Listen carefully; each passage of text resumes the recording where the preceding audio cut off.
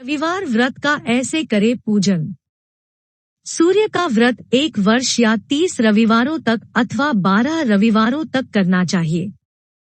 रविवार को सूर्योदय से पूर्व बिस्तर से उठकर शौच व स्नानादि से निवृत्त होकर स्वच्छ लाल रंग के वस्त्र पहने। तत्पश्चात घर के ही किसी पवित्र स्थान पर भगवान सूर्य की स्वर्ण निर्मित मूर्ति या चित्र स्थापित करें। इसके बाद विधि विधान से गंध पुष्पादि से भगवान सूर्य का पूजन करें। पूजन के बाद व्रत कथा सुनें। व्रत कथा सुनने के बाद आरती करें। तत्पश्चात सूर्य भगवान का स्मरण करते हुए हरा हरि हरों स सूर्याय नम इस मंत्र का 12 या 5 अथवा 3 माला जप करें। जप के बाद शुद्ध जल, रक्त, चंदन, अक्षत, लाल पुष्प और दूर्वा से सूर्य को अर्घ्य दें। सात्विक भोजन व फलाहार करें। भोजन में गेहूं की रोटी, दलिया, दूध, दही, घी और चीनी खाएं। रविवार के दिन नमक नहीं खाएं। रविवार व्रत की पौराणिक कथा। प्राचीन काल में एक बुढ़िया रहती थी। वह नियमित रूप से रविवार का व्रत करती। रविवार के दिन सूर्योदय से पहले उठकर बुढ़िया स्नानादि से निवृत्त होकर आंगन को गोबर से लीपकर स्वच्छ करती। उसके बाद सूर्य भगवान की पूजा करते हुए रविवार व्रत कथा सुनकर सूर्य भगवान का भोग लगाकर दिन में एक समय भोजन करती। सूर्य भगवान की अनुकंपा से बुढ़िया को किसी प्रकार की चिंता एवं कष्ट नहीं था। धीरे धीरे उसका घर धन धान्य से भर रहा था। उस बुढ़िया को सुखी होते देख उसकी पड़ोसन उससे जलने लगी। बुढ़िया ने कोई गाय नहीं पाल रखी थी। आता वह अपनी पड़ोसन के आंगन में बंधी गाय का गोबर लाती थी। पड़ोसन ने कुछ सोचकर अपनी गाय को घर के भीतर बांध दिया। रविवार को गोबर न मिलने से बुढ़िया अपना आंगन नहीं लीप सकी।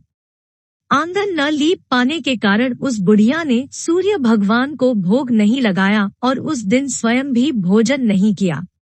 सूर्यास्त होने पर बुढ़िया भूखी प्यासी सो गई।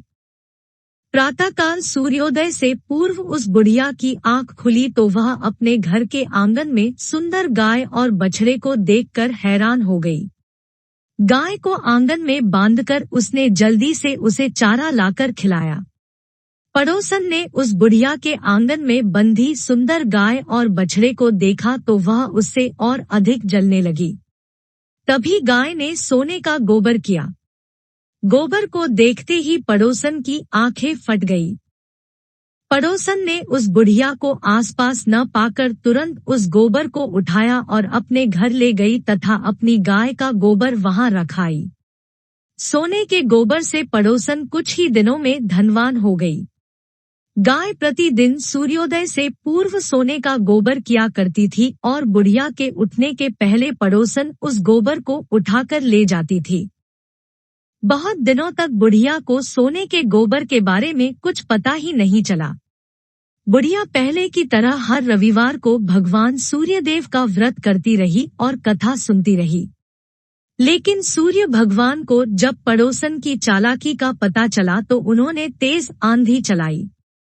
आंधी का प्रकोप देखकर बुढ़िया ने गाय को घर के भीतर बांध दिया।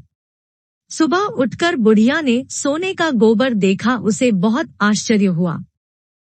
उस दिन के बाद बुढ़िया गाय को घर के भीतर बांधने लगी। सोने के गोबर से बुढ़िया कुछ ही दिन में बहुत धनी हो गई। उस बुढ़िया के धनी होने से पड़ोसन बुरी तरह जलभुन कर राख हो गई और उसने अपने पति को समझा बुझाकर उसे नगर के राजा के पास भेज दिया। सुंदर गाय को देखकर राजा बहुत खुश हुआ। सुबह जब राजा ने सोने का गोबर देखा तो उसके आश्चर्य का ठिकाना न रहा। उधर सूर्य भगवान को भूखी प्यासी बुढ़िया को इस तरह प्रार्थना करते देख उस पर बहुत करुणा आई।